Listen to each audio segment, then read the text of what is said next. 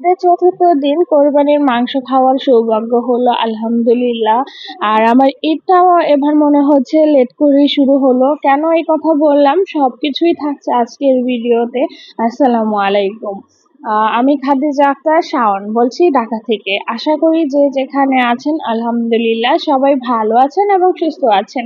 আলহামদুলিল্লাহ আপনাদের সবার দোয়ায় আমরাও ভালো আছি এবং সুস্থ আছি। আর আজকের ব্লগটা শুরু করছি ঈদের চতুর্থ দিন থেকে। তো ঈদের দিন যেহেতু আমার নিজেরই শরীরটা ভালো ছিল না, সেজন্য আর বাহিরে বের হয় নাই। শুধুমাত্র নামাজ পড়ার জন্য একটু সব রেডি করলাম। তারপর আর কি সাথে সাথে জামা কাপড়গুলো খুলে ফেলেছি, কারণ বাহিরে তো আর যাওয়া হবে না। শুধু শুধু বাসায় পড়ে থাকতেও খুব খারাপ লাগছিল, আর এত গরমে একদমই শরীরটা খারাপ হয়ে গিয়েছিল।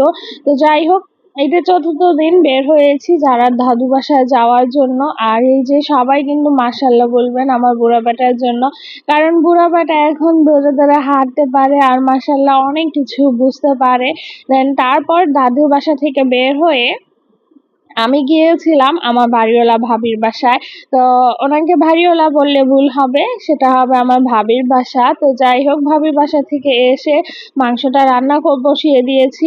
আর এতদিন কেন বসাই নাই, হয়েছে কি চাঁদ রাতে যেহেতু আমার এখানে গ্যাসের প্রবলেম হয়, আমি চাঁদ রাতে ইচ্ছা করে একটু বেশি করে মাংস রান্না করে ফেলেছি, যার জন্য কোরবানির মাংসটা আর রান্না করা মতো চিন্তা করলাম এত বাসি করে রান্না করে লাভ নাই, যেটা রান্না করেছি সেটা শেষ হোক তারপরে কোরবানির মাংসটা রান্না করি।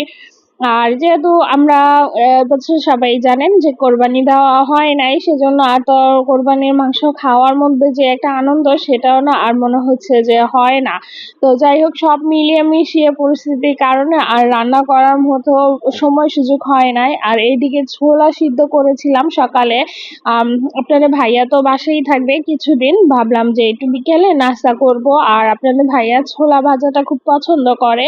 তো এটা তো আর আজকে হবে না, কারণ আমি বাসায় আসতেছি অলরেডি রাত হয়ে গিয়েছে। তো নাস্তা খাওয়ার টাইম তো চলেই গেছে।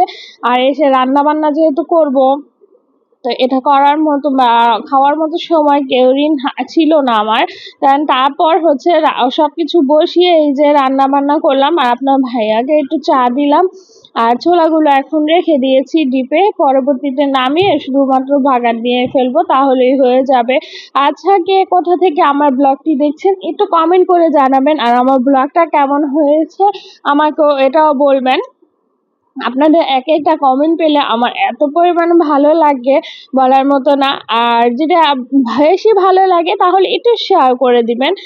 দেন তারপর এখন ঘরগুলো ক্লিন করে নিচ্ছিলাম। মহিলাদের যে কাজ সেটা তো অবশ্যই করতে হবে, আর আমি একদমই ঘর দুয়ার এলোমেলো ময়লা থাকা আমার একদমই পছন্দ না। তো ঘরটা ঝাড়ু নিয়ে দিচ্ছি, আর আপনাদের কাছ থেকেও বিদায় নিয়ে নিচ্ছি। সবাই ভালো থাকবেন, সুস্থ থাকবেন। আল্লাহ হাফেজ, আসসালামু আলাইকুম।